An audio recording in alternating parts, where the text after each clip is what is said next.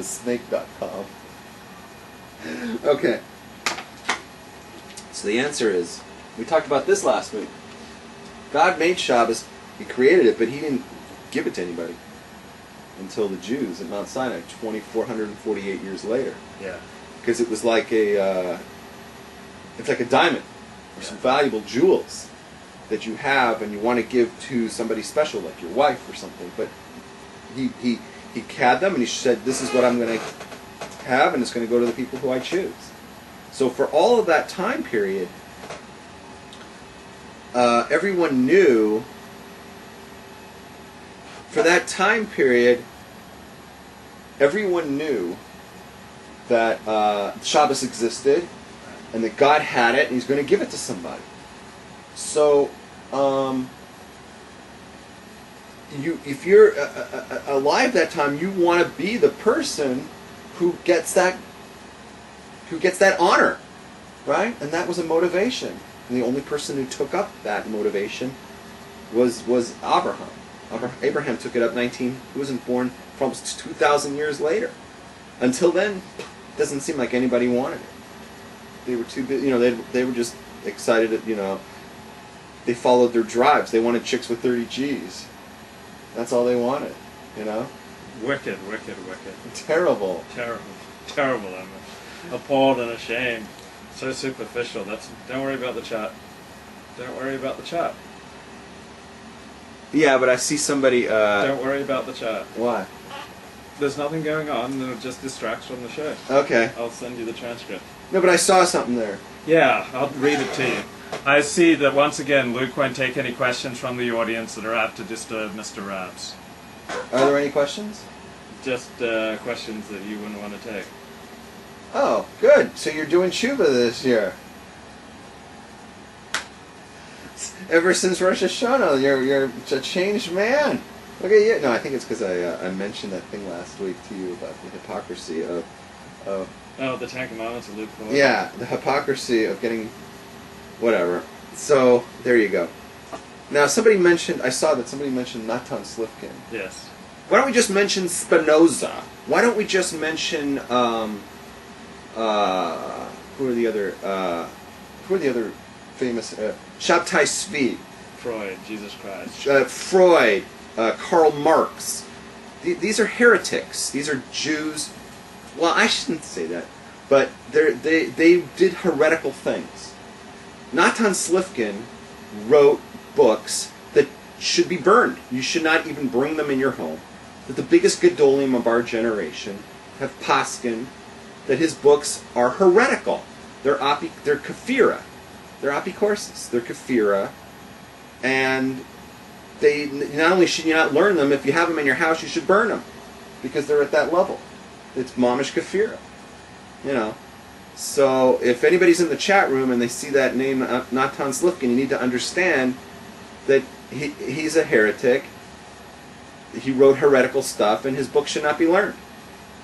Somebody comes around and says that Torah has room for the ideas like evolution and stuff. It's mamish heretical. It's no different than like some reform rabbi saying, it's okay to have gay marriage or something as part of Judaism. It's heretic. It's heresy. It's not Judaism.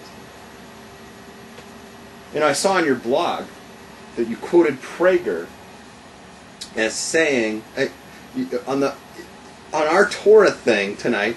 You quoted Prager as saying, "Oh, the first beginning of Genesis. Don't take it literally."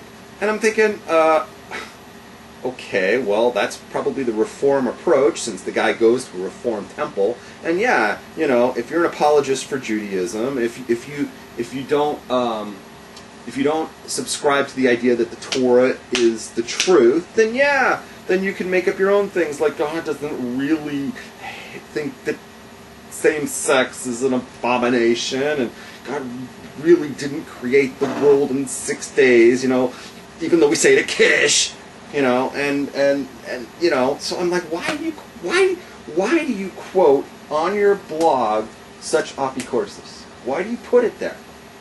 I think he was very profound, and I think he was right. I don't believe yom only means 24-hour periods. And Okay, do you have a Yom proof for doesn't- that? Do you have anything in Torah to substantiate Yeah, that? the sun's not created till the third or the fourth day. And I just shrugged that up. I just explained that to you. I don't accept that explanation. Well, then you don't accept Torah because that is the explanation. Let's do this again one more time.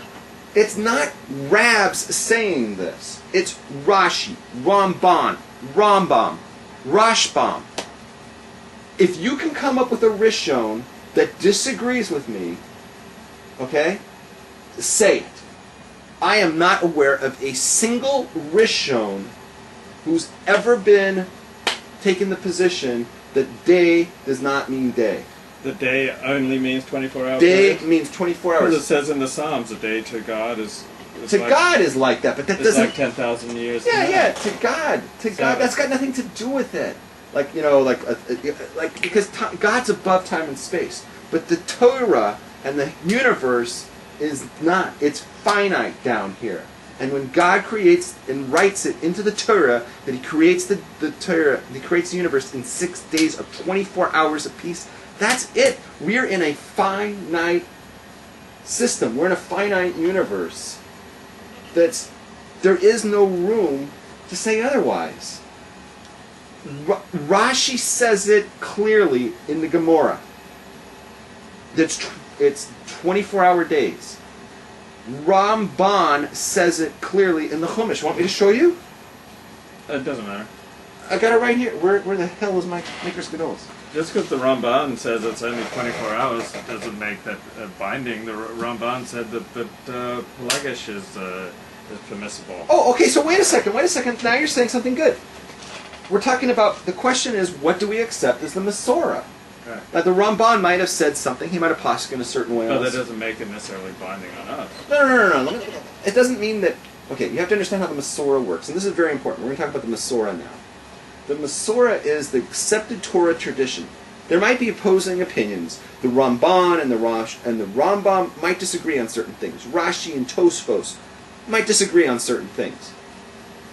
So we have to follow a Masorah. We have to follow, on each case, whether it's majority or it's something that's more accepted or whatever. There's rules of how they poskin. And once they determine that this is what we're going to follow, for the next thousands of years, that's the Masorah.